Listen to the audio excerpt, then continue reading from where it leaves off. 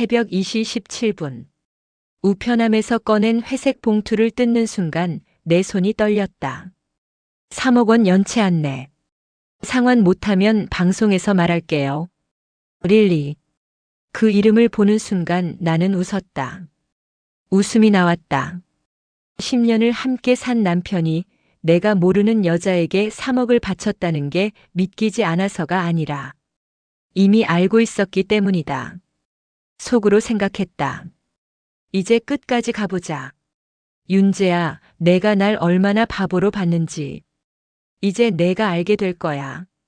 구독과 좋아요는 영상 제작에 큰 힘이 됩니다. 내 이름은 지연이다. 올해 45. 강남에서 의료법학 전문 강사로 일하고 있고 3년 전에 낸 책이 베스트셀러가 되면서 꽤 알려진 편이다. 사람들은 나를 보면 성공한 여자라고 말한다. 강단에 서서 수백 명 앞에서 강의할 때의 나는 자신감이 넘친다. 논리적이고 차분하고 흔들리지 않는 사람. 그게 사람들이 아는 나다. 하지만 집에 돌아와 거울을 보면 나는 전혀 다른 사람이 된다. 지친 얼굴, 주름이 깊어진 눈가, 그리고 무엇보다 텅 빈 눈빛. 남편 윤재는 나보다 7살 어리다. 38. SKY 출신의 대기업 최연소 전략기획이사라는 화려한 타이틀을 달고 있다. 우리가 처음 만났을 때 윤재는 28이었고 나는 35이었다. 주변에서는 다들 말렸다. 누나 동생 커플? 그것도 7살 차이? 남자가 젊으면 나중에 변해. 나이 들면 후회해. 하지만 나는 개의치 않았다. 윤재는 똑똑했고 야망이 있었고 무엇보다 나를 진심으로 사랑한다고 믿었다. 아니, 믿고 싶었다. 우리는 결혼했다. 10년 전 봄날 작은 웨딩홀에서 가족들만 모인 소박한 결혼식이었다. 윤재는 내 손을 꽉 잡으며 말했다. 지연 누나, 나 평생 누나만 볼게요. 약속해요. 그 약속을 나는 믿었다. 10년 동안 우리 부부는 아이가 없다. 내가 젊었을 때 자궁에 문제가 생겨서 수술을 받았고 그 이후로 임신이 어렵다는 걸 알았다. 윤재는 괜찮다고 했다. 우리 둘이 행복하면 되죠, 누나. 그 말이 진심이라고 믿었다. 하지만 결혼 5년 차쯤부터였을까. 윤재가 조금씩 변하기 시작했다. 처음엔 작은 것들이었다. 결혼 기념일을 까먹는다든지, 저녁 식사 때 대화가 줄어든다든지, 주말에도 회사 일이 있다며 나가는 일이 잦아진다든지. 나이 들면서 남자들이 다 그렇다고 생각했다. 권태기라고 생각했다. 하지만 속으로는 알고 있었다. 뭔가 이상해. 여자의 감이라는 게 있다. 설명할 수 없지만 공기로 느껴지는 것. 윤재가 나를 대하는 태도가 달라졌다. 예전엔 내 눈을 보며 말했는데 이젠 눈을 피한다. 예전엔 내 손을 먼저 잡았는데 이젠 내가 잡아야 겨우 잡아준다. 그리고 무엇보다 밤이 되면 윤재는 자기 방으로 들어간다. 우리 집은 방이 3개다. 안방은 내 방, 작은 방 하나는 윤재가 서재 겸 개인 공간으로 쓴다. 나머지 하나는 게스트룸. 결혼 7년 차쯤부터 윤재는 일이 많아서라는 이유로 자기 방에서 자기 시작했다. 처음엔 일주일에 한두 번이었는데 어느새 매일이 되었다. 나는 외롭다고 말하지 않았다. 말하면 윤재가 부담스러워할 것 같았다. 그리고 무엇보다 나 스스로가 나이든 아내로 보이고 싶지 않았다. 속으로 생각했다. 지연아, 내가 너무 예민한 거야. 남편도 바쁜데 내가 좀 참아야지. 그렇게 스스로를 다독였다. 하지만 최근 6개월 윤재의 행동은 단순히 바쁘다는 말로 설명할 수 없는 수준이 되었다. 매일 밤 11시가 넘어서 들어온다. 주말에도 회사에 간다고 나간다. 통화할 때 목소리가 작아진다. 그리고 향수 냄새가 달라졌다. 윤재는 원래 시트러스 계열 향수를 썼다. 상큼하고 깔끔한 냄새. 그런데 최근 들어 윤재의 셔츠에서 달콤한 꽃향기가 났다. 여자 향수 냄새. 처음엔 착각인가 싶었다.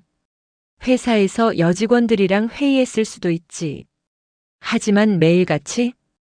그리고 그 냄새가 점점 짙어진다. 나는 의심하기 시작했다. 어느 날 저녁 윤재가 샤워를 하러 간 사이 나는 윤재의 가방을 열어봤다. 처음으로 남편의 물건을 몰래 뒤지는 순간이었다. 손이 떨렸다. 가슴이 두근거렸다. 그리고 발견했다. 호텔 카드키. 작은 카드 하나. 강남의 모 비즈니스 호텔 이름이 적혀 있었다. 나는 그 카드를 손에 쥐고 한참을 서 있었다. 속으로 생각했다. 이게 뭐지? 왜 윤재가 호텔 카드키를 가지고 있지? 출장? 회사 회식? 하지만 윤재의 회사는 서울이다. 출장 갈 일이 없다. 그날 밤 나는 윤재에게 물어보지 않았다. 물어보면 거짓말을 들을 게 뻔했고 거짓말을 듣는 게 무서웠다. 대신 나는 속으로 다짐했다. 지켜보자. 확실한 증거가 나올 때까지. 그리고 2주 뒤 새벽 2시에 우편함에서 그 봉투를 발견했다. 회색 봉투. 두툼하고 무겁고 그 안에 든 서류들을 보는 순간 내 세상이 무너졌다. 3억 원 대출 연체 안내서. 대출자 명의 남편 윤재. 대출 용도 온라인 방송 협찬 및 지원금. 그리고 그 아래 손으로 쓴 메모. 상환 못하면 방송에서 말할게요. 릴리. 그 이름을 보는 순간 나는 모든 걸 알았다. 남편이 바람을 피운 게 아니었다. 더 나쁜 짓을 하고 있었다. 그날 밤 나는 잠을 이룰 수 없었다. 침대에 누워 천장을 바라보며 그 봉투 안에 있던 서류들을 머릿속으로 되새겼다. 3억 원. 3억이라는 돈이 어떤 의미인지 나는 너무나 잘 알고 있었다. 나는 강사로 저자로 일하며 꽤 많은 돈을 벌었다. 연봉으로 따지면 1억 정도. 책 인쇄까지 합치면 좀 더 되지만 그렇다고 해도 3억은 내가 3년을 한 푼도 쓰지 않고 모아야 겨우 만들 수 있는 금액이다.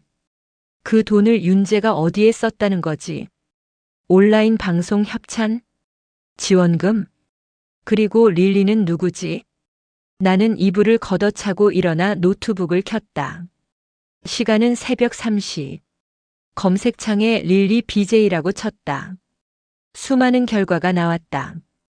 그 중에서 내 눈에 들어온 건 한 인터넷 방송 플랫폼의 프로필 페이지였다. BJ 릴리. 프로필 사진 속 여자는 30대 초반으로 보였다. 긴 생머리, 짙은 화장, 그리고 노출이 심한 의상. 방송 카테고리 먹방 ASMR. 구독자 수 15만 명. 최근 방송 제목 오늘의 섹시 먹방 오빠들 기다렸지? 나는 그 제목을 보는 순간 손에 힘이 빠졌다.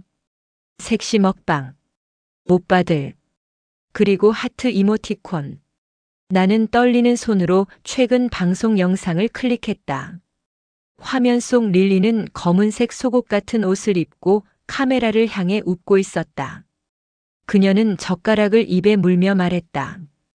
오빠들 오늘 릴리가 준비한 건 대왕 꽃게찜이야. 오빠들 좋아하지?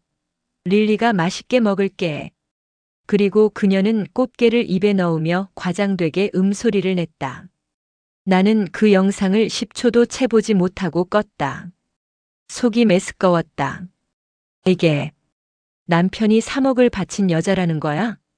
나는 노트북을 덮고 화장실로 달려가 구역질을 했다. 실제로 토하지는 않았지만 가슴속에서 무언가가 치밀어 올랐다. 분노도 아니었고 슬픔도 아니었다. 모욕감이었다. 내 남편이 10년을 함께 산 남편이 나보다 저런 여자를 선택했다는 것. 아니, 선택도 아니었다. 저 여자에게 3억이나 되는 돈을 바쳤다는 것. 나는 거울 속 내 얼굴을 바라봤다. 핏기 없는 얼굴. 지친 눈. 입술은 바짝 말라 있었다. 속으로 생각했다. 나는 이렇게 늙었구나. 그래서 윤재가 저런 여자한테 간 거야? 하지만 곧 고개를 저었다. 아니야. 이건 내 잘못이 아니야. 나는 다시 침대로 돌아갔지만 잠은 오지 않았다. 머릿속에는 온통 릴리의 얼굴과 그 봉투 속 서류들이 맴돌았다. 다음 날 아침, 윤재는 평소처럼 7시에 일어나 샤워를 하고 정장을 차려입었다. 나는 부엌에서 커피를 내리며 윤재를 지켜봤다. 윤재는 거울을 보며 넥타이를 매고 헤어왁스로 머리를 정리했다. 그 모습이 낯설었다. 10년을 함께 살았는데 이 사람이 누군지 모르겠다는 생각이 들었다. 커피 마실래요? 내가 물었다. 윤재는 시계를 보더니 고개를 저었다. 아니요, 늦었어요. 회사 가봐야 해요. 아침은요? 회사에서 먹을게요. 그리고 윤재는 가방을 들고 현관으로 향했다. 나는 그 뒷모습을 바라보며 속으로 말했다. 윤재야, 너 지금 어디 가는 거야? 정말 회사 가는 거야? 하지만 입 밖으로는 말하지 않았다. 대신 나는 조용히 물었다.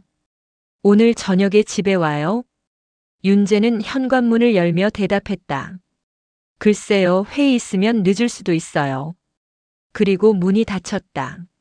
나는 그 자리에 한참을 서 있었다. 그리고 결심했다. 더 이상 참지 않겠어. 나는 휴대폰을 꺼내 친구 서진에게 전화를 걸었다. 서진은 내 대학 동기이자 20년 지기 친구다. 변호사로 일하고 있고 이혼 소송 전문이다. 전화벨이 3번 울린 후 서진의 목소리가 들렸다. 지연아. 왜? 무슨 일 있어? 나는 잠시 말을 잇지 못했다. 입을 열면 눈물이 날 것 같았다. 서진아. 왜? 목소리 왜 그래? 나 지금 너 사무실로 갈게. 시간 돼? 응, 물론이지. 무슨 일인데? 심각한 거야? 응, 아주 심각해. 나는 전화를 끊고 서둘러 옷을 갈아입었다. 서진의 사무실은 강남역 근처에 있었다. 나는 지하철을 타고 가는 내내 봉투 안에 있던 서류들을 다시 꺼내봤다.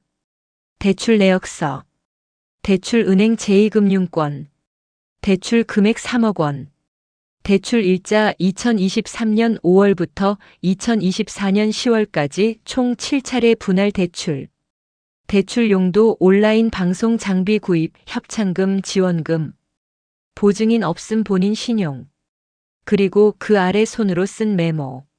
상환 못하면 방송에서 말할게요. 남편분도 곤란해지실 거예요. 릴리. 나는 그 메모를 보며 치를 떨었다. 협박이었다. 저 여자가 지금 나를 협박하고 있는 거였다.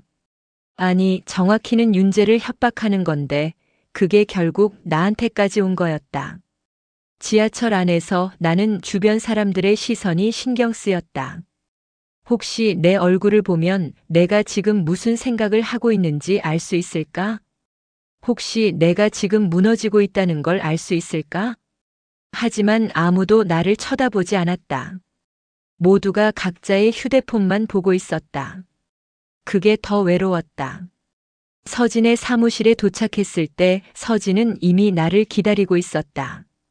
들어와, 지연아. 서진은 나를 보자마자 표정이 굳어졌다. 얼굴 왜 그래? 밤새 잠 못 잤어? 나는 대답 대신 가방에서 봉투를 꺼내 서진에게 건넸다. 서진은 봉투를 받아들고 안에 든 서류들을 하나씩 꺼내 읽기 시작했다.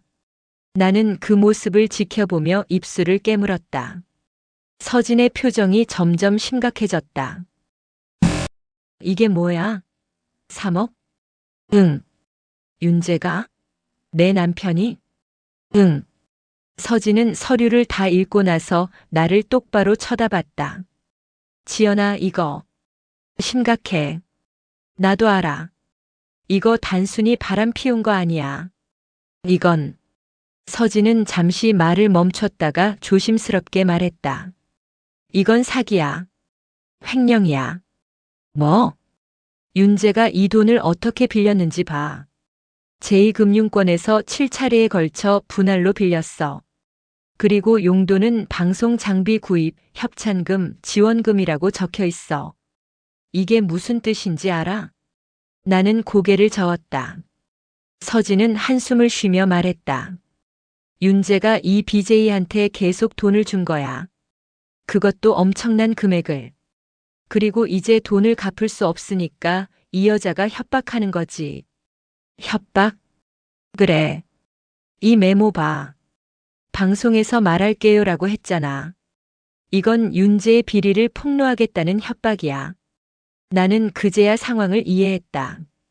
윤재가 단순히 바람을 피운 게 아니었다.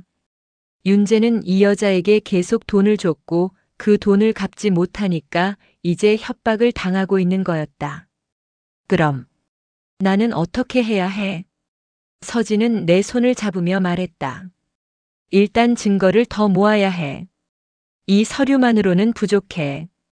윤재가 정확히 어떤 식으로 이 여자한테 돈을 줬는지, 그리고 이 여자가 어떻게 윤재를 이용했는지 알아내야 해. 어떻게? 윤재 통장 내역 확인해 봤어? 아니. 그럼 확인해 봐. 그리고 휴대폰도 확인해 봐. 메시지, 통화 기록 다. 그런데 그게 가능할까? 윤재가 비밀번호를 바꿨을 수도 있잖아. 서진은 씁쓸하게 웃으며 말했다. 지연아, 남자들은 바보야. 특히 이런 짓 하는 남자들은 더 바보지. 분명히 증거가 남아있을 거야. 우리가 그걸 찾아내기만 하면 돼. 나는 고개를 끄덕였다. 그리고 속으로 다짐했다. 윤재야, 내가 날 얼마나 속였는지. 이제 내가 알아낼 거야. 그날 저녁 나는 평소보다 일찍 집에 돌아왔다. 윤재는 아직 퇴근하지 않았다. 나는 윤재의 방문 앞에 섰다. 심장이 빠르게 뛰었다. 손에 땀이 났다. 속으로 생각했다. 이러는 게 맞을까? 남편 방을 몰래 뒤지는 게. 하지만 곧 고개를 저었다. 아니야. 윤재가 먼저 날 속였어. 나는 진실을 알아야 해. 나는 문손잡이를 돌렸다. 다행히 잠겨 있지 않았다. 문이 열렸다. 윤재의 방은 생각보다 깔끔했다. 책상 위에는 노트북과 서류 몇 장이 놓여 있었고 책장에는 경영 서적들이 꽂혀 있었다. 나는 책상 서랍을 열어봤다. 영수증 몇 장, 볼펜, 포스트잇. 아무것도 특별한 게 없었다. 그 다음 옷장을 열어봤다. 정장들이 가지런히 걸려 있었다. 나는 정장 주머니를 하나씩 뒤졌다. 그리고 발견했다. 작은 메모지. 거기에는 여자의 글씨체로 이렇게 적혀 있었다. 오빠, 오늘 방송 고마웠어요. 다음엔 더 잘할게요. 릴리. 나는 그 메모지를 손에 쥐고 한참을 서 있었다. 손이 떨렸다. 오빠라는 호칭. 하트 이모티콘. 그리고 방송 고마웠어요 라는 문장. 이게 무슨 뜻이지? 윤재가 이 여자의 방송에 출연했다는 거야? 아니면 방송을 후원했다는 거야? 나는 다시 책상으로 돌아가 노트북을 열었다. 비밀번호를 입력해야 했다. 나는 윤재의 생일을 쳤다. 틀렸다. 그 다음 우리 결혼 기념일을 쳤다. 또 틀렸다. 나는 여러 번호를 시도했지만 모두 틀렸다. 그때 문득 생각이 났다. 릴리. 혹시 저 여자 이름이 비밀번호는 아닐까? 나는 LILY를 쳤다. 그리고 노트북이 열렸다. 나는 그 순간 모든 게 무너지는 걸 느꼈다. 남편이 다른 여자 이름을 비밀번호로 쓰고 있다는 것. 그게 내 이름도 아니고 우리 결혼 기념일도 아니라는 것. 나는 떨리는 손으로 노트북 파일들을 열어보기 시작했다. 그리고 발견한 것들은 내 상상을 훨씬 뛰어넘었다. 노트북 화면에는 폴더가 하나 있었다. 이름은 L 프로젝트. 나는 그 폴더를 클릭했다. 안에는 수백 개의 파일이 들어 있었다. 사진, 동영상, 문서, 그리고 엑셀 파일. 나는 먼저 엑셀 파일을 열어봤다. 제목 릴리 방송 지원 내역. 그 안에는 날짜별로 상세하게 기록된 내용이 있었다. 2023년 5월 3일 마이너스 방송 장비 조명, 카메라 마이너스 500만 원. 2023년 5월 15일 마이너스 의상 구입비 마이너스 200만 원. 2023년 6월 1일 마이너스 협찬금 먹방 재료비 마이너스 300만 원. 2023년 7월 10일 마이너스 스튜디오 월세 마이너스 400만 원. 리스트는 끝없이 이어졌다. 2024년 10월까지 총 1년 5개월 동안. 마지막 줄에는 이렇게 적혀 있었다. 총 지원 금액 3억 2천만 원. 3억 2천만 원. 나는 숨이 막혔다. 윤재가 이 여자한테 3억이 넘는 돈을 준 거였다. 그것도 1년 반 동안. 매달 평균 2천만 원씩. 나는 엑셀 파일을 닫고 다음 파일을 열었다. 워드 문서였다. 제목 릴리 먹방 대본 마이너스 11월 3주차. 내용을 읽는 순간 나는 믿을 수 없었다. 오늘의 먹방 주제 대왕 킹크랩. 컨셉 섹시하지만 귀엽게. 대사. 오빠들 오늘 릴리가 준비한 건 킹크랩이야. 이거 진짜 비싼 거 알지? 오빠들이 릴리한테 선물해 준 거야. 카메라 윙크. 자, 이제 릴리가 맛있게 먹을게. 오빠들도 같이 먹는 기분으로 봐줘.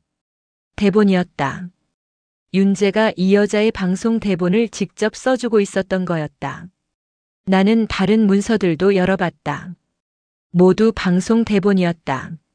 먹방 컨셉, 대사, 카메라 앵글, 심지어 어떤 표정을 지어야 하는지까지 상세하게 적혀 있었다. 그리고 문서 말미에는 항상 이런 문장이 있었다. 릴리, 오늘도 화이팅! 오빠가 응원할게. 나는 노트북을 덮고 화장실로 달려갔다. 이번엔 정말로 토했다. 위에서 아무것도 나오지 않았지만 몸이 계속 경련했다. 나는 변기를 붙잡고 한참을 울었다. 소리내서 울었다. 10년을 함께 산 남편이 이런 짓을 하고 있었다는 게. 나는 거울을 보며 내 얼굴을 바라봤다. 눈물 범벅이 된 얼굴. 그리고 그 눈에 담긴 건 슬픔이 아니라 분노였다. 속으로 생각했다. 윤재야. 너 이제 끝이야. 그날 밤 11시. 윤재가 집에 돌아왔다. 나는 거실 소파에 앉아 그를 기다리고 있었다. 윤재는 나를 보더니 놀란 표정을 지었다. 여보, 왜 안 주무세요? 아직 안 자고 있었어요? 나는 대답하지 않았다. 대신 테이블 위에 놓인 노트북을 가리켰다. 이게 뭐예요? 윤재의 얼굴이 하얗게 질렸다. 이게 뭐냐고요? 나는 소리를 질렀다. 10년 만에 처음으로 남편에게 소리를 지른 순간이었다. 윤재는 말을 잇지 못했다. 나는 노트북을 열어 엑셀 파일을 보여줬다. 3억 2천만 원. 당신이 이 여자한테 준 돈이죠? 여보, 그게 아니라. 그게 아니긴 뭐가 아니에요. 여기 다 증거가 있잖아요. 당신이 직접 작성한 파일이잖아요. 윤재는 입술을 깨물며 고개를 숙였다. 나는 계속 소리쳤다. 대체 왜 이런 짓을 한 거예요? 왜 이 여자한테 이렇게 많은 돈을 준 거예요? 우리 집안 경제가 어떤지 모르는 것도 아니잖아요. 여보, 미안해요. 미안하다고요? 미안하다는 말로 끝날 일이에요? 나는 윤재에게 다가가 그의 어깨를 붙잡았다. 대체 이 여자가 뭐예요? 당신한테 뭐길래 이렇게까지 하는 거예요? 윤재는 한참을 침묵하다가 천천히 입을 열었다. 여보. 나는 여보가 너무 완벽해서. 뭐? 여보는 항상 완벽하잖아요. 강의도 잘하고 책도 쓰고 사람들한테 인정받고. 나는 여보 옆에 있으면 항상 작아지는 기분이었어요. 나는 믿을 수 없다는 표정으로 윤재를 바라봤다. 그래서 이런 짓을 한 거예요? 릴리는 달랐어요. 릴리는 나를 필요로 했어요. 나한테 의지했어요. 나는 릴리한테 특별한 사람이었어요. 나는 그 말을 듣는 순간 윤재의 뺨을 때렸다. 처음으로 남편을 때린 순간이었다. 특별한 사람? 당신이 그 여자한테 특별한 사람이었다고요? 그 여자는 당신 돈이 필요했던 거예요. 당신을 이용한 거라고요.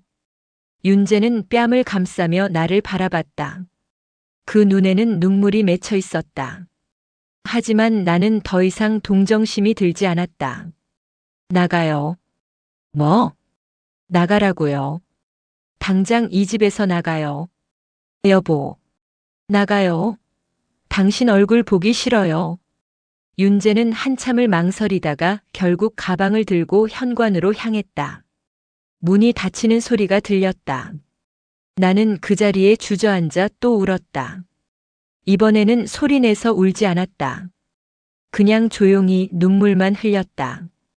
다음 날 아침, 나는 서진에게 전화를 걸었다. 서진아, 나 이혼할 거야. 그래. 알았어. 내가 도와줄게. 그리고, 응? 나 이 여자도 가만 안 둘 거야. 서진은 잠시 침묵하다가 말했다. 무슨 생각하는 거야? 이 여자가 윤재를 협박했잖아. 방송에서 말하겠다고. 그럼 나도 방송을 이용할 거야. 지연아, 진정해. 복수는 좋은 방법이 아니야. 복수가 아니야. 진실을 밝히는 거야. 나는 전화를 끊고 노트북을 열었다. 그리고 릴리의 방송 스케줄을 확인했다. 매주 수요일 밤 10시 라이브 방송. 오늘이 바로 수요일이었다. 나는 미소를 지었다. 속으로 생각했다. 릴리, 내가 방송에서 말하겠다고 했지? 좋아. 그럼 나도 방송에서 말할게. 진실을. 오후 내내 나는 준비를 했다. 윤재의 노트북에 있던 모든 파일을 USB에 복사했다. 엑셀 파일, 대본, 사진, 그리고 윤재와 릴리가 주고받은 메시지 스크린샷까지. 서진이 보내준 법률 자문 자료도 인쇄했다. 그리고 가장 중요한 건 릴리의 방송에 접속할 수 있는 계정을 만드는 것이었다. 나는 가짜 닉네임으로 계정을 만들고 릴리의 방송 알림을 설정했다. 밤 10시. 릴리의 방송이 시작되었다. 화면 속 릴리는 오늘도 노출이 심한 옷을 입고 카메라를 향해 웃고 있었다. 오빠들, 오늘 릴리가 준비한 건 대왕 랍스터야. 진짜 비싼 거 알지? 오빠들 덕분에 릴리가 이런 거 먹을 수 있어. 시청자 수는 5,000명. 채팅창은 빠르게 올라가고 있었다. 릴리 이쁘다. 오늘도 섹시해. 릴리야 사랑해. 나는 그 채팅들을 보며 한숨을 쉬었다. 저 사람들은 모르는 거겠지. 이 여자가 누군가의 인생을 망치고 있다는 걸. 나는 채팅창에 메시지를 입력했다. 릴리 씨, 윤재 씨와의 관계에 대해 말씀해 주실 수 있나요? 그 메시지가 올라가자마자 릴리의 표정이 굳어졌다.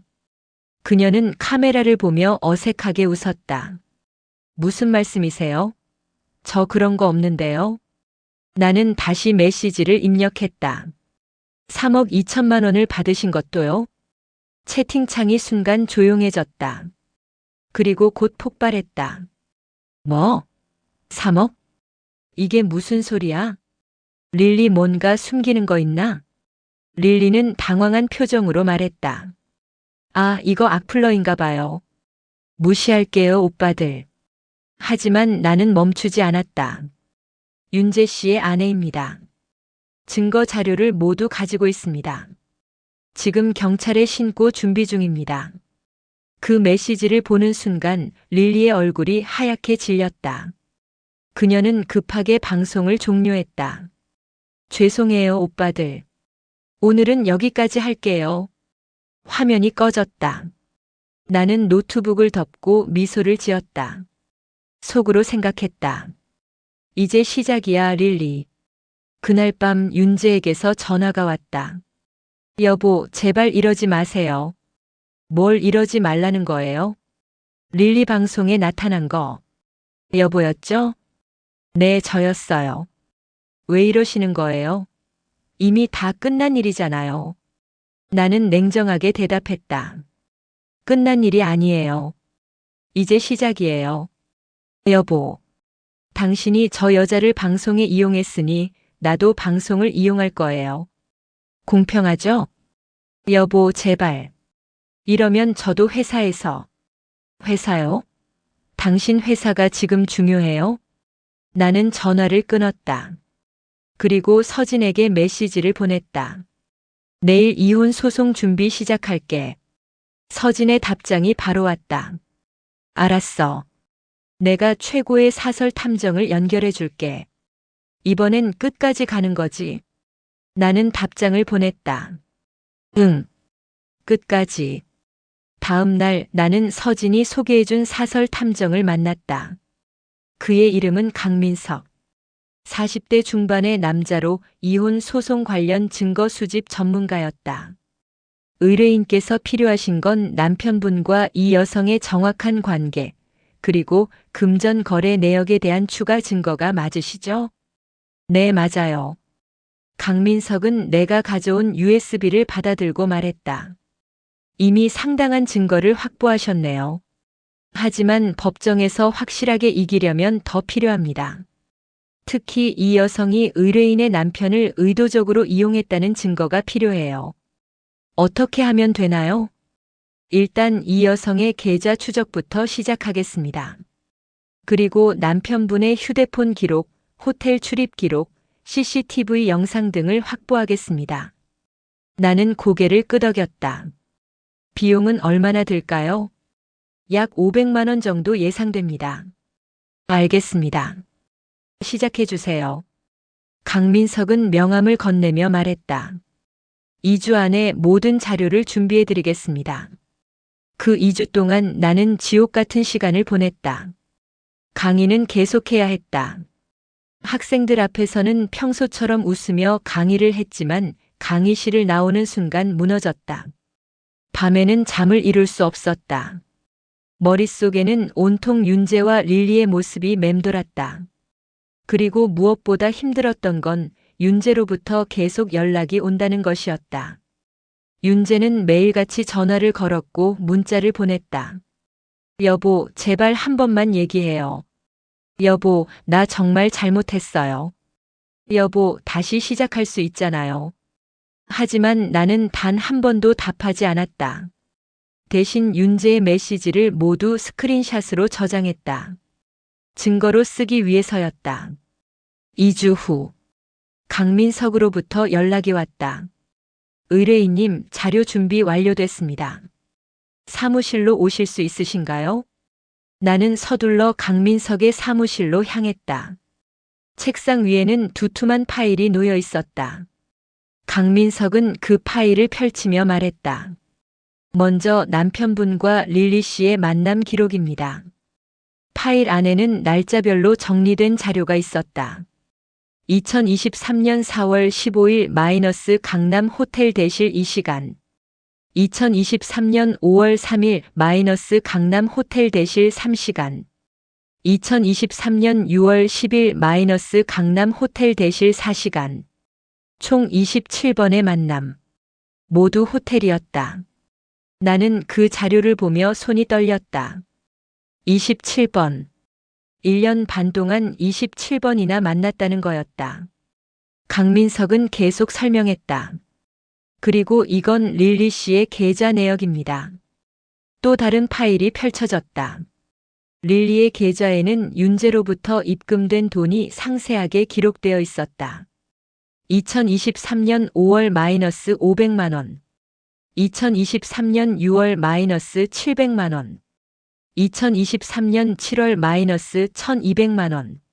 그리고 가장 충격적인 건 릴리가 그 돈을 어떻게 썼는지에 대한 기록이었다.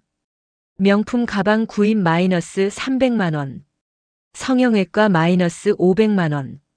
해외여행 마이너스 800만 원. 릴리는 윤재에게 받은 돈을 방송 장비나 스튜디오 비용이 아니라 자신의 사치품을 사는데 썼던 것이었다. 이건 완전히 사기잖아요. 강민석은 고개를 끄덕였다. 네, 맞습니다. 그리고 더 심각한 게 있습니다. 뭐죠? 릴리 씨가 남편분 외에도 다른 남성들에게도 같은 수법을 썼다는 증거를 찾았습니다. 뭐라고요? 강민석은 또 다른 파일을 보여줬다. 거기에는 릴리가 다른 남성 3명에게도 돈을 받은 기록이 있었다. 총 금액만 해도 5억이 넘었다. 릴리 씨는 전문적으로 이런 일을 해온 겁니다. 방송으로 남성들을 유혹하고 개인적으로 만나 돈을 받아내는 거죠. 나는 입을 다물 수 없었다. 윤재가 속은 게 아니었다. 릴리는 처음부터 계획적으로 윤재를 이용한 거였다. 그럼 이 여자를 고소할 수 있나요? 물론입니다. 사기죄로 고소 가능합니다. 그리고 남편분도 피해자로 등록될 수 있습니다. 나는 잠시 생각에 잠겼다. 윤재를 피해자로 등록한다. 하지만 윤재도 잘못했다. 윤재도 릴리에게 자발적으로 돈을 준 거였다. 아니요. 윤재는 피해자가 아니에요. 하지만 윤재는 선택을 한 거예요. 릴리한테 속았다고 해도 그건 윤재 자신의 선택이었어요. 강민석은 조용히 고개를 끄덕였다. 알겠습니다. 그럼 의뢰인께서는 어떻게 진행하고 싶으신가요? 나는 파일을 덮으며 말했다. 일단 이혼 소송을 진행할 거예요. 그리고 릴리는 제가 직접 처리할게요. 그날 저녁 나는 윤재를 만났다. 윤재가 묵고 있는 모텔 앞에서였다. 윤재는 나를 보더니 놀란 표정을 지었다. 여보, 얘기 좀 해요. 우리는 근처 카페로 갔다. 조용한 구석 자리에 앉아 나는 윤재에게 파일을 건넸다. 이게 뭐예요? 열어봐요. 윤재는 파일을 열어보더니 얼굴이 하얗게 질렸다. 이건 당신이 릴리한테 속았다는 증거예요. 여보, 이게 릴리는 당신만 이용한 게 아니에요. 다른 남자들도 똑같이 이용했어요. 당신은 그냥 그중 한 명이었던 거예요. 윤재는 말을 잇지 못했다. 나는 계속 말했다. 당신이 릴리한테 준 돈, 그 돈으로 릴리는 명품 가방 사고 성형하고 여행 다녔어요. 방송 장비, 스튜디오? 그런 건 없었어요. 윤재는 고개를 떨구었다. 한참의 침묵 후 윤재가 조용히 말했다. 나 정말 바보였네요. 네, 바보였죠. 여보, 나 정말 미안해요. 나는 윤재를 똑바로 쳐다봤다. 미안하다고 다 되는 건 아니에요. 알아요. 나도 알아요. 우리 이혼해요. 윤재는 고개를 들어 나를 바라봤다. 눈에는 눈물이 가득했다. 네, 알겠어요. 나는 가방에서 서류를 꺼내 윤재에게 건넸다. 이혼 동의서예요. 여기 서명해요. 윤재는 서류를 받아들고 한참을 바라보다가 떨리는 손으로 서명했다. 그 순간 10년의 결혼 생활이 끝났다. 카페를 나오며 나는 하늘을 바라봤다. 밤하늘에는 별이 총총했다. 속으로 생각했다. 이제 정말 끝이구나. 하지만 아직 끝난 게 아니었다. 릴리가 남아 있었다. 나는 휴대폰을 꺼내 서진에게 전화를 걸었다. 서진아, 나 릴리 고소할 거야. 그래, 알았어. 내가 도와줄게. 그리고, 응? 나 릴리 방송에 직접 출연할 거야. 뭐? 지연아, 그건 위험해. 괜찮아. 나 준비 다 했어. 나는 전화를 끊고 릴리의 방송 스케줄을 다시 확인했다. 이번 주 수요일, 마지막 방송이 될 거였다. 수요일 밤 9시. 나는 릴리의 방송 스튜디오 주소를 알아냈다. 강민석이 조사해준 자료 덕분이었다. 스튜디오는 강남의 한 오피스텔 안에 있었다. 나는 서진과 함께 그곳으로 향했다. 지연아, 정말 이렇게 하는 게 맞아? 응. 이게 가장 확실한 방법이야. 하지만 위험할 수도 있어. 릴리가 어떻게 나올지 모르잖아. 괜찮아. 나 준비 다 했어. 나는 가방 안에 든 USB와 녹음기를 확인했다. 모든 증거가 담겨 있었다. 오피스텔에 도착했을 때 시간은 9시 40분. 방송 시작 20분 전이었다. 나는 인터폰을 눌렀다. 누구세요? 릴리의 목소리였다. 택배요. 택배? 저 시킨 거 없는데. 릴리님 맞으시죠? 꽃 배달이요. 잠시 후 문이 열렸다. 릴리는 화장을 한 상태였고 노출이 심한 옷을 입고 있었다. 방송 준비를 하던 중이었던 것 같았다. 릴리는 나를 보더니 표정이 굳어졌다. 당신, 누구세요? 윤재 아내예요. 릴리의 얼굴이 하얗게 질렸다. 어떻게 여길? 들어가도 될까요? 얘기 좀 해요. 릴리는 잠시 망설이다가 문을 열어줬다. 스튜디오 안은 생각보다 좁았다. 한쪽에는 먹방 촬영을 위한 테이블이 있었고 반대편에는 조명과 카메라가 설치되어 있었다. 릴리는 팔짱을 끼고 나를 노려봤다. 무슨 일로 오신 거예요? 당신이 내 남편한테 받은 돈 3억 2천만 원에 대해 얘기하러 왔어요. 릴리는 비웃으며 말했다. 그건 윤재 오빠가 자발적으로 준 거예요. 나는 강요한 적 없어요. 자발적으로요? 그럼 이건 뭐죠? 나는 가방에서 USB를 꺼내 릴리에게 보여줬다. 여기 당신이 다른 남자들한테도 똑같은 수법을 쓴 증거가 다 있어요. 릴리의 표정이 변했다. 그게 무슨 소리예요? 당신 윤재 말고도 다른 남자 3명한테 돈 받았잖아요. 총 5억. 이거 사기죄로 고소할 수 있어요. 릴리는 한 발 뒤로 물러섰다. 증거가 있어요? 물론이죠. 계좌 내역, 호텔 출입 기록, 그리고 당신이 그 돈을 어디에 썼는지까지 다 있어요. 릴리는 입술을 깨물며 나를 노려봤다. 그래서 뭘 어쩌라고요? 경찰에 신고하실 거예요? 아니요. 뭐? 경찰에 신고하기 전에 당신한테 기회를 줄게요.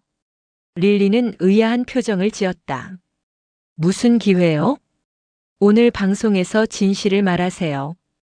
당신이 어떻게 남자들을 이용했는지, 얼마나 많은 돈을 받았는지 다 말하세요. 미쳤어요? 그럼 내 방송 인생이 끝나는데. 그럼 경찰에 신고할게요. 선택은 당신이 하세요. 릴리는 한참을 고민하다가 결국 고개를 숙였다. 알았어요. 할게요. 밤 10시. 릴리의 방송이 시작되었다. 시청자 수는 6,000명. 평소보다 많았다. 아마 지난번 내가 채팅창에 남긴 메시지 때문에 호기심을 가진 사람들이 늘어난 것 같았다. 릴리는 카메라를 향해 억지 미소를 지으며 말했다. 오빠들 오늘은 특별한 방송을 준비했어요. 채팅창이 빠르게 올라갔다. 릴리 왜 이렇게 어색해? 무슨 일 있어? 표정이 안 좋은데? 릴리는 심호흡을 하고 천천히 말을 이었다. 오늘은 제가 여러분들께 고백할 게 있어요. 고백? 무슨 고백? 릴리는 카메라를 똑바로 보며 말했다. 저는 그동안 여러분들을 속였어요. 채팅창이 순간 조용해졌다. 릴리는 계속 말했다. 제가 방송에서 쓴 장비들, 그리고 제가 먹은 음식들. 그건 제가 번 돈으로 산 게 아니에요. 무슨 소리야? 그럼 뭐로 산 건데? 남자들한테 받은 돈으로 샀어요. 채팅창이 폭발했다. 뭐? 남자들한테 돈 받았다고? 이게 무슨 소리야? 릴리는 눈물을 흘리며 말했다. 저는 방송으로 남자들을 유혹했어요. 그리고 개인적으로 만나서 돈을 받았어요. 총 4명한테 8억이 넘는 돈을 받았어요. 시청자 수가 급격히 늘어나기 시작했다. 7천, 8천, 9천. 릴리의 고백은 실시간으로 퍼지고 있었다. 그중 한 명은 결혼한 남자였어요. 그 사람한테 3억이 넘는 돈을 받았어요. 미친. 이거 사기잖아. 경찰 신고해야 하는 거 아냐? 릴리는 카메라를 향해 고개를 숙였다. 죄송합니다. 정말 죄송합니다. 저는 잘못했어요. 그때 나는 화면 밖에서 릴리에게 신호를 보냈다. 릴리는 고개를 들어 나를 보더니 다시 카메라를 향해 말했다. 그리고 지금 여기 그 남자의 아내분이 와 계세요. 뭐? 아내가 거기 있다고? 나는 천천히 카메라 앞으로 걸어갔다. 시청자 수는 이미 1만 명을 넘어섰다. 나는 카메라를 똑바로 보며 말했다. 안녕하세요. 저는 윤재의 아내 지연입니다. 채팅창이 미친 듯이 올라갔다. 나는 차분하게 말을 이었다. 제 남편은 10년 동안 저와 함께 살았습니다. 하지만 지난 1년 반 동안 남편은 이 여자에게 3억이 넘는 돈을 줬습니다. 3억? 완전 미친 거 아냐? 그 돈은 제2금융권에서 빌린 돈입니다. 그리고 지금 그 빚은 제가 떠안게 생겼습니다. 이건 완전 사기잖아. 남편도 나쁘지만 이 여자도 나쁘다. 나는 USB를 들어보이며 말했다. 여기에는 릴리 씨가 제 남편뿐만 아니라 다른 남자들에게도 돈을 받은 증거가 다 있습니다. 계좌 내역, 호텔 출입 기록, 모든 게 여기 있습니다. 시청자 수는 이미 1만 5천 명을 넘어섰다. 나는 마지막으로 말했다. 저는 오늘 이 방송을 통해 여러분들께 말씀드리고 싶었습니다. 방송이라는 건 사람을 속이는 도구가 아닙니다. 그리고 사랑이라는 이름으로 누군가의 인생을 망칠 권리는 아무에게도 없습니다. 채팅창은 이미 통제 불가능한 상태였다. 지연 씨 응원합니다.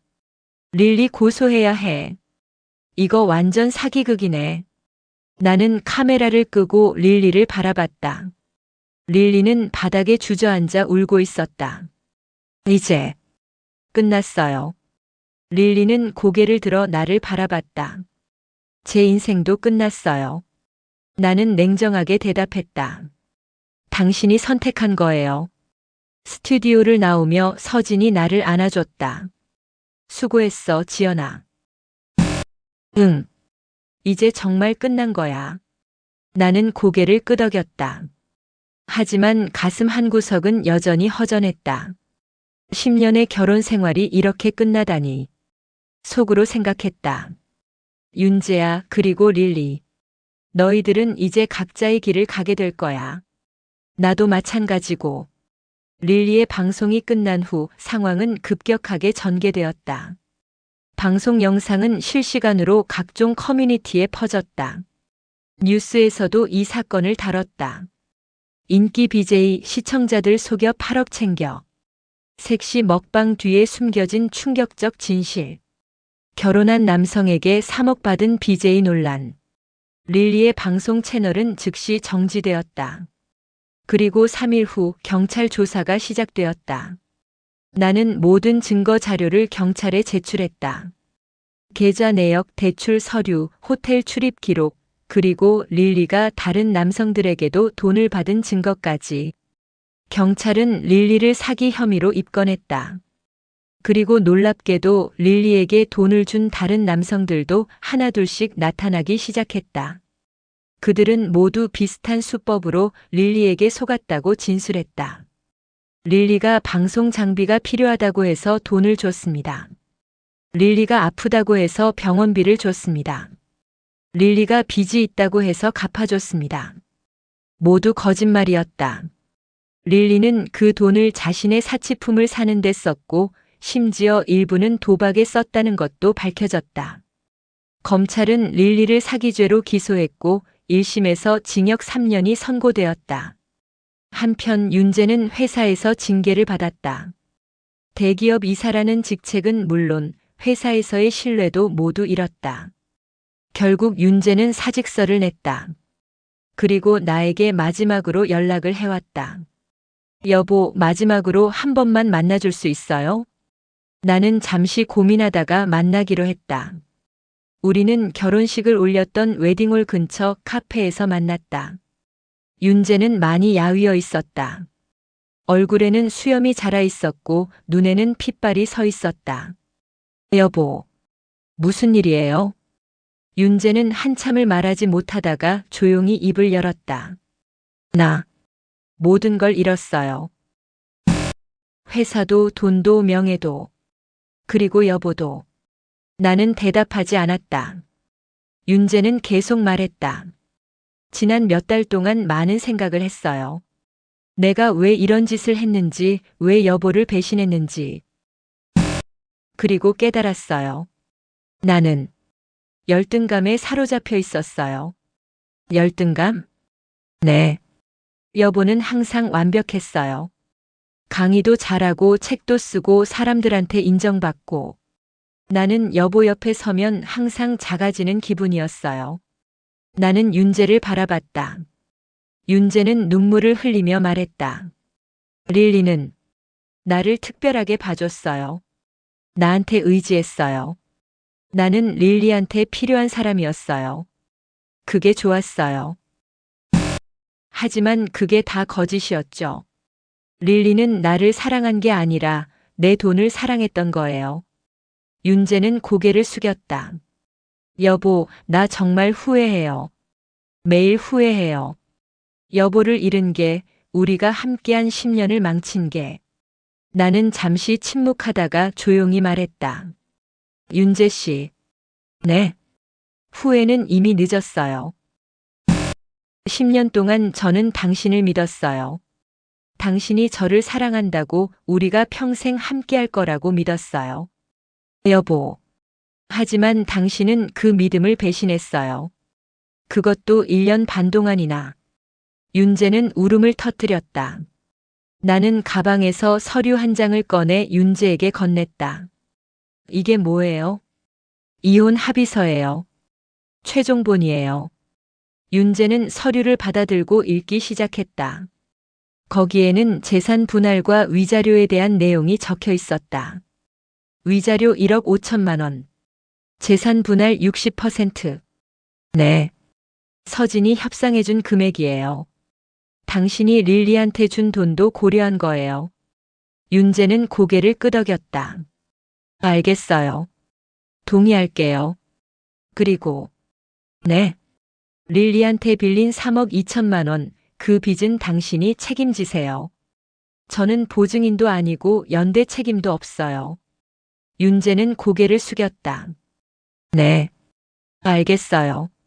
나는 자리에서 일어났다. 그럼 이제 안녕히 가세요. 여보. 뭐예요? 나. 여보를 진심으로 사랑했어요. 그건 거짓이 아니에요. 나는 윤재를 마지막으로 바라봤다. 그리고 조용히 말했다. 사랑은 말이 아니라 행동이에요. 당신의 행동은 사랑이 아니었어요. 나는 카페를 나왔다. 뒤돌아보지 않았다. 이혼 소송은 생각보다 빨리 끝났다. 윤재가 모든 조건에 동의했기 때문이었다. 재산 분할 60%, 위자료 1억 5천만 원. 총 2억 5천만 원을 받았다. 그 돈으로 나는 새 집을 계약했다. 강남의 작은 오피스텔. 혼자 살기에 딱 좋은 크기였다. 이사하는 날 서진이 도와주러 왔다.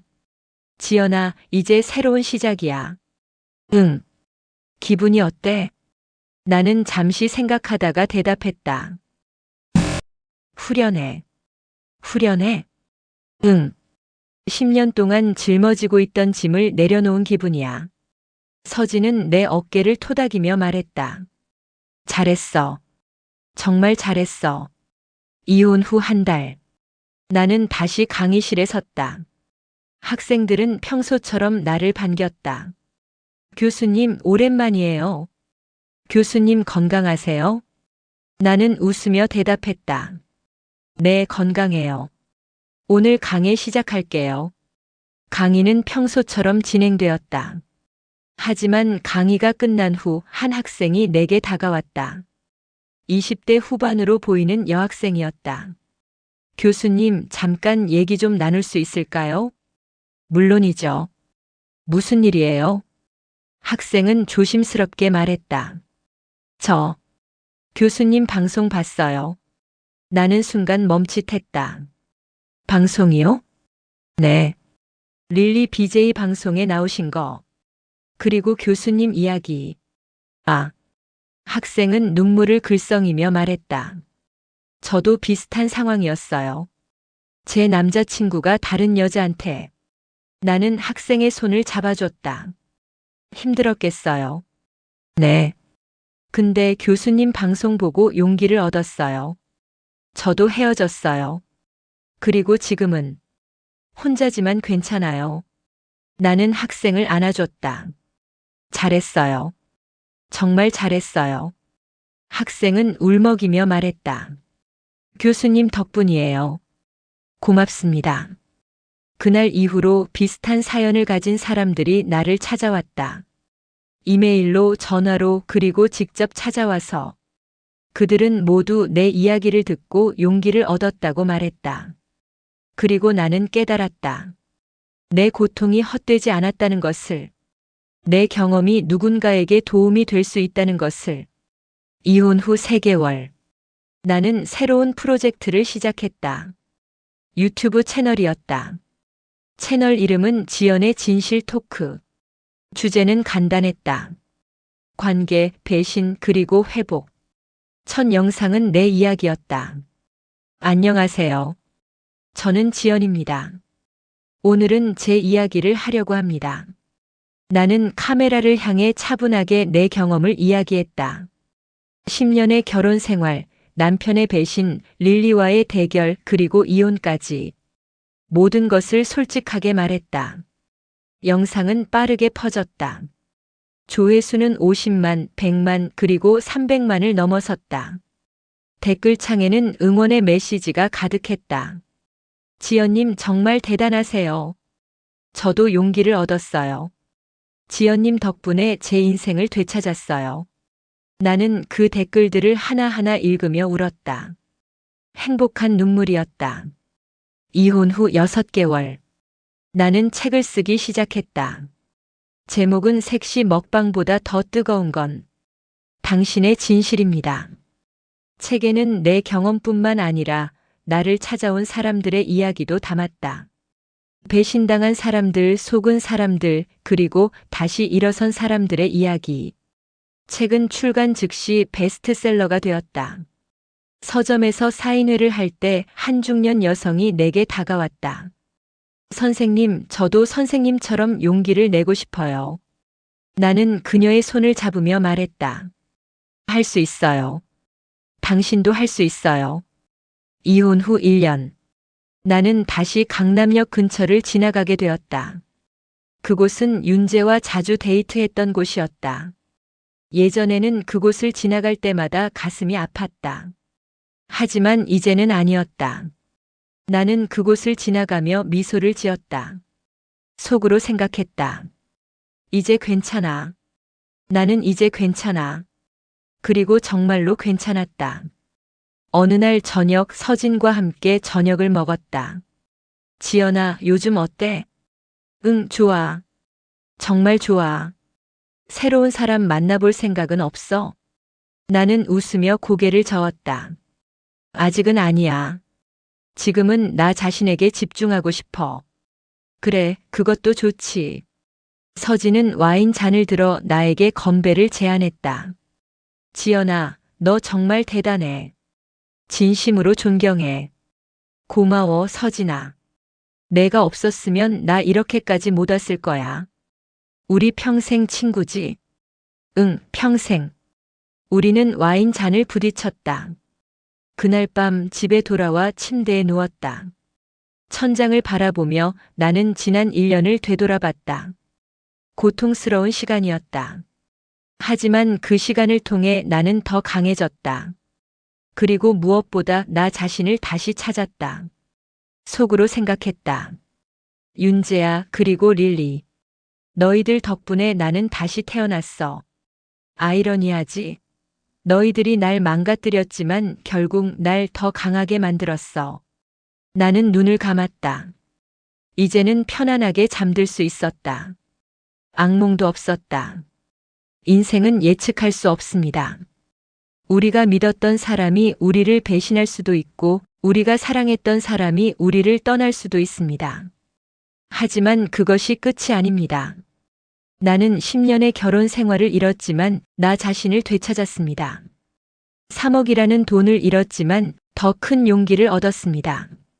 남편을 잃었지만 진정한 친구들을 발견했습니다. 그리고 무엇보다 내 경험이 다른 사람들에게 도움이 될 수 있다는 것을 알았습니다. 배신은 고통스럽습니다. 하지만 그 고통을 어떻게 대하느냐가 중요합니다. 우리는 무너질 수도 있고 다시 일어설 수도 있습니다. 저는 후자를 선택했습니다. 그리고 당신도 할 수 있습니다. 당신이 지금 어떤 상황에 있든, 당신이 얼마나 힘든 시간을 보내고 있든 기억하세요. 끝은 또 다른 시작입니다. 그리고 당신은 생각보다 훨씬 강합니다. 나는 45세에 이혼했습니다. 많은 사람들이 말했죠. 이 나이에 이혼하면 다시 시작하기 힘들어. 하지만 나는 지금 가장 행복합니다. 나이는 숫자일 뿐입니다. 중요한 건 당신의 마음입니다. 당신이 다시 일어서겠다는 의지를 가진다면 당신은 무엇이든 할 수 있습니다. 섹시 먹방보다 더 뜨거운 건 당신의 진실입니다. 당신의 용기입니다. 당신의 회복입니다. 저는 제 진실을 찾았습니다. 이제 당신 차례입니다. 당신의 진실을 찾으세요. 그리고 당신만의 새로운 시작을 하세요. 나는 당신을 응원합니다. 우리 모두 응원합니다. 함께 힘내요.